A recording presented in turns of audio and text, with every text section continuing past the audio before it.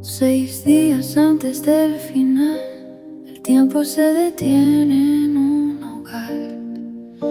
Betania es el refugio, el lugar donde el alma puede descansar. No hay gritos de la turba, solo el eco de una amistad real. María se aproxima, rompe el frasco, rompe lo material. El nardo se derrama, es su vida, es su todo, es su verdad. Bienvenidos a este podcast Liturgia Viva. Hoy lunes santo, hoy que meditamos de la mano de los padres de la iglesia, de los documentos de la iglesia, un momento lleno de gracia. Nos fijamos en una mujer que entregará todo, lo que más tiene, lo más valioso, por amor. Hoy nuestros ponentes nos intentarán llevar para comprender profundamente cuál es nuestro nardo, qué podemos hacer y qué hoy le podemos entregar a Jesús. Te animo a escuchar este podcast que te hará entender qué le podemos ofrecer a Jesús hoy lunes santo. 300 denarios. ¡Madre mía! Fíjate, el salario íntegro, de todo un año de un trabajador agrícola de aquella época. Imaginemos la escena por un momento. Es una cena en una aldea, de repente se hace el silencio y se oye el sonido seco del alabastro haciéndose añicos contra el suelo. Y en cuestión de segundos, claro. Eso es, en segundos, una mujer derrama esa inmensa fortuna sobre los pies de un hombre. Y no se guarda nada. A ver, un aparente despilfarro absoluto que sorprendentemente esconde la teología más profunda sobre la conversión y sobre el amor que jamás se haya escrito. Totalmente. Bienvenidos a nuestra inmersión profunda de hoy. Hoy nos vamos a sumergir en el lunes santo, concretamente en la casa de Betania. Nuestra misión hoy es explorar una pila enorme de documentos. Tenemos sobre la mesa el Catecismo de la Iglesia Católica, homilías papales de Francisco y de Benedicto XVI y textos de los padres de la Iglesia como San Agustín o San Gregorio Magno. Una barbaridad de material, sí. Sí, muchísimo material. Y todo para comprender el significado oculto de este frasco roto y lo que nos enseña sobre la metanoia, o sea, la conversión verdadera. Y, bueno, antes de arrancar, quiero recordar a quienes nos escuchan que nuestro objetivo hoy es desgranar las ideas teológicas e históricas de estas fuentes originales. Vamos a exponerlas de manera imparcial para entender su profundo impacto cultural y espiritual. Exacto. Y lo fascinante aquí es que este momento, que recoge el capítulo 12 del Evangelio de Juan, pues no es una simple anécdota antes de la pasión. No, que va. Es un acto fundacional. Cuando lees los textos magisteriales y las reflexiones litúrgicas, te das cuenta de que ese aroma que inundó la casa en Betania estableció un paradigma. Es un choque frontal, vamos. Un choque entre dos visiones del mundo, ¿verdad? La adoración pura frente a la mezquindad utilitarista. Eso es. Vale, vamos a desgranar esto.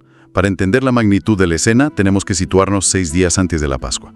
Jesús está cenando con sus amigos, está Lázaro al que acaba de resucitar, está Marta sirviendo y está María. Y María hace este gesto magnánimo. Claro, y las fuentes insisten mucho en el objeto físico en sí, porque no era un aceite aromático cualquiera que comprase en el mercado local. Era nardo puro. El famoso nardo. Exacto, el nardo stachys jatamansi. Una planta que crece, atención a esto, a miles de metros de altura en las laderas del Himalaya. O sea, para llegar a la Judea del siglo I, este perfume tenía que recorrer rutas comerciales interminables. Imagínate el coste de importación en aquella época. Brutal. Tener una libra de este nardo en un frasco de alabastro era literalmente poseer un tesoro familiar incalculable. Era un seguro de vida. Es como si hoy alguien sacara los ahorros de toda su vida y en un solo instante los derramara sin dudarlo. Ya. María no desenrosca el tapón para echar unas gotitas, no. Rompe el frasco. ¿Por qué precisamente este perfume y qué significa este nivel de, entre comillas, derroche? Pues mira, al quebrar el alabastro, María elimina cualquier posibilidad de contención, no hay vuelta atrás. Y la exégesis de los padres de la Iglesia lee en esta ruptura la imagen misma de la entrega absoluta. No hay un por si acaso, ¿sabes? No guarda nada para el futuro. Todo o nada. Exacto. Si acudimos a la tradición bíblica más antigua, el nardo es el símbolo supremo del amor nupcial. Lo vemos clarísimo en el Cantar de los Cantares. Representa la exclusividad total. ¡Wow! Y además, María hace esto a solo 6 días de la Pascua, en un ambiente donde la amenaza de muerte sobre Jesús ya es pública, es palpable. Así que realiza un acto profético, ejerce un sacerdocio del corazón y unge al rey, preparándolo para el sacrificio inminente. Y de hecho, los textos recogen que el propio Jesús le da ese significado litúrgico, ¿no? Cuando dice eso de lo tenía guardado para el día de mi sepultura. Eso es, Jesús mismo le otorga ese sentido. Porque claro, en aquella época, a los condenados a la crucifixión los tiraban a fosas comunes, se les negaba el rito del embalsamamiento. Así que María se adelanta a la atrocidad de la cruz y le da la dignidad real antes de la humillación. ¡Qué maravilla! Pero claro, un acto de esta radicalidad, un amor tan desmesurado, inevitablemente provoca vértigo en los que están allí mirando.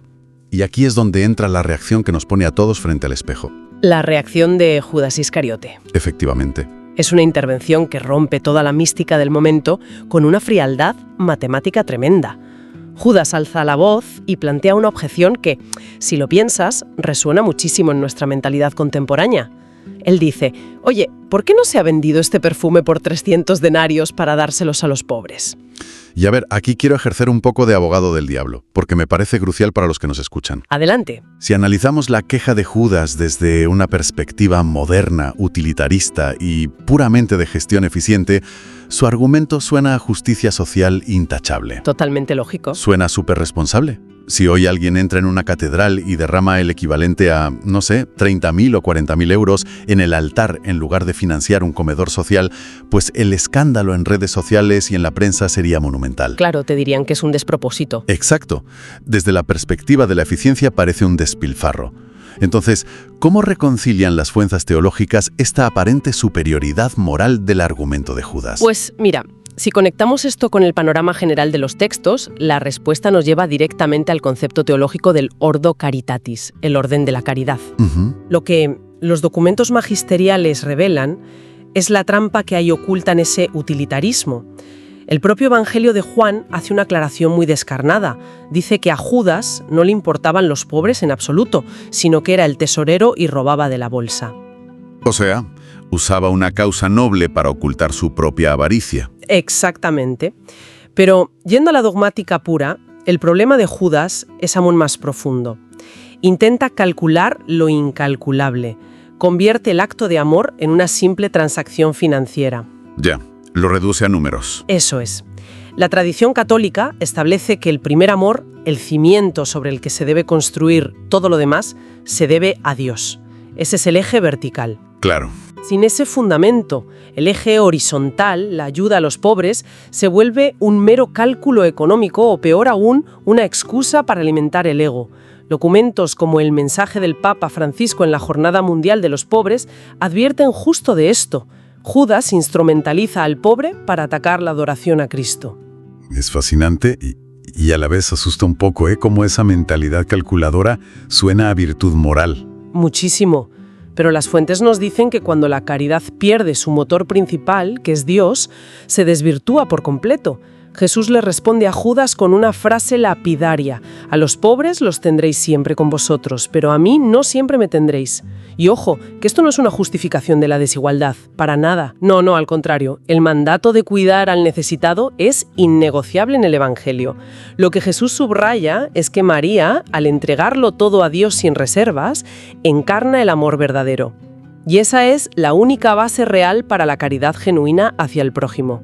Quien lo da todo por Dios es quien de verdad puede darse al pobre sin esperar una medalla a cambio. Justo. Judas calcula el precio del nardo y fíjate, pocos días después calculará el precio del propio Hijo de Dios por 30 monedas de plata. ¡Qué fuerte! La lógica del cálculo egoísta siempre termina en traición. Madre mía. Pero claro, para que alguien tenga esa capacidad asombrosa de amar sin calcular, de tirarse a los pies de Cristo derramando ese tesoro, tiene que haber un historial detrás, ¿no? Desde luego. Un conocimiento profundo de su propia miseria y de la misericordia que ha recibido. Y aquí es donde se pone realmente interesante nuestra inmersión de hoy. Porque surge la gran pregunta: ¿quién es exactamente esta mujer? Uy, este es uno de los temas históricos más apasionantes. Nos adentramos en el territorio de lo que se conoce como la María compuesta. Ajá.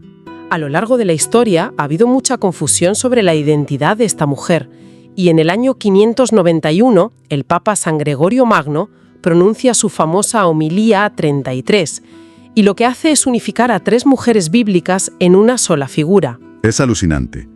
Une a la pecadora anónima de Lucas 7, la que lava los pies en casa del fariseo, a la María de Betania del Evangelio de Juan, de la que estamos hablando, y a María Magdalena, de quien salieron 7 demonios. Exacto, las fusiona a las 3. Y aunque sé que la exégesis moderna a veces las separa, lo que me maravilla es el propósito teológico de San Gregorio. Porque no es un error de lectura.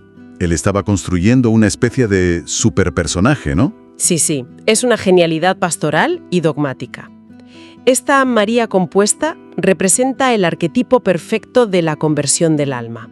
San Gregorio describe este proceso con un nivel de detalle físico que, de verdad, pone los pelos de punta. Cuéntanos, porque los textos son súper explícitos en esto. Mira, él señala cómo esta mujer transforma sus antiguos vicios en virtudes. No borra su pasado, lo reorienta. Claro. Los ojos que antes codiciaban cosas terrenales, ahora lloran lágrimas de arrepentimiento. Los cabellos que mostraba con vanidad o para la seducción, ahora sirven como una toalla humilde para secar los pies de Cristo. Es como el triunfo absoluto de la gracia sobre la miseria humana. Exactamente. Y el perfume, que antes usaba para embriagarse en actos mundanos, ahora lo ofrece íntegramente a Dios. Todo su cuerpo y su historia se redirigen hacia la adoración. ¡Wow! Y esa transformación que describe San Gregorio nos lleva directamente a la palabra clave de las fuentes de hoy, la metanoia. O sea, un cambio radical de mentalidad, una conversión continua. Y los documentos son muy claros en que no es un acto de una sola vez. Si miramos el Catecismo de la Iglesia Católica, en los puntos 1427 al 29, se habla de la segunda conversión de los bautizados. Ajá. O sea que no basta con bautizarse y ya está. ¿Qué va? Es un proceso diario, impulsado por el Espíritu Santo. Es un combate ascético. Entonces, ¿qué significa todo esto para quienes nos escuchan hoy en su vida diaria? Porque la conversión no es solo llorar por las culpas, es romper nuestros propios frascos de alabastro, ¿verdad? Totalmente. Romper nuestras comodidades, nuestra lógica calculadora al estilo Judas, y atrevernos a ofrecer lo mejor de nosotros. Y lo precioso es lo que dice el texto de Juan, y la casa se llenó de la fragancia del perfume. Que no es solo poesía. Claro, no es solo un adorno literario. Los padres de la Iglesia vieron ahí un misterio teológico. Sí, San Agustín, por ejemplo, en su Tratado 50, dice que ese buen olor representa la buena fama de los cristianos que llena el mundo. El testimonio vivo de la Iglesia. Ajá. Y San Ambrosio va más allá. Relaciona directamente ese perfume con el Espíritu Santo mismo. El óleo de alegría que ilumina lo más íntimo del corazón humano. Claro, y esto plantea un reto tremendo, ¿no? Si miramos documentos recientes, como la Carta Misericordia et Misera del Papa Francisco, vemos que el mundo actual a menudo huele, entre comillas, al mal olor de la indiferencia y del egoísmo. Sí, es un diagnóstico muy duro, pero real. Y esto plantea una pregunta importante, porque combatir esto no se logra solo con filantropía distante, sino con gestos visibles de reconciliación. Mancharse las manos, romper nuestro tiempo por el otro. Exacto. Pensar en los actos de servicio no como una obligación pesada, sino como el aroma de la caridad que impregna la vida ordinaria. Nos exige dejar de ser espectadores y acudir a la gracia. Especialmente a la reconciliación y la Eucaristía, claro. Fundamental. Bueno, menuda inmersión hemos hecho hoy. Hemos viajado desde Betania y el valor incalculable de ese nardo del Himalaya, pasando por el choque brutal con el cálculo de Judas. Un viaje intenso. Sí, y luego esa rica tradición de la María compuesta de San Gregorio para acabar en esta llamada a una conversión constante y viva. Y tan viva. Pero a ver, antes de despedirnos, quiero dejar a nuestra audiencia con un detalle asombroso que extrajimos de las fuentes y que me dejó dándole vueltas a la cabeza durante días. Adelante con ello, porque es tremendo. Fijaos, dado lo concentrado y puro que era ese nardo, el nardo Stachys jatamansi, es física y sumamente probable que su fragancia quedara impregnada en la piel y el cabello de Jesús durante los días siguientes. Es un aceite que no se quita fácil. Y recordemos que esto pasó pocos días antes de la pasión. Exacto. Esto significa que mientras Jesús soportaba la flagelación, la corona de espinas, y mientras agonizaba asfixiado en la cruz, el aroma del amor humano y terrenal de María lo acompañaba.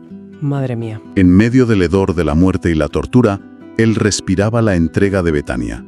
Y esto nos deja una pregunta para reflexionar. ¿Cuál es el aroma invisible que estamos dejando impregnado nosotros en las personas que nos rodean? Cuando atraviesan sus momentos más difíciles, Qué gran pregunta para llevarse hoy. dejamos el perfume de la comprensión y el tiempo entregado, o el olor frío de nuestros cálculos. Bueno, ahí lo dejamos para que cada uno le dé una vuelta. No dejéis nunca de buscar el asombro y de profundizar en el conocimiento. Gracias por acompañarnos en este análisis de hoy y hasta la próxima. Hasta la próxima.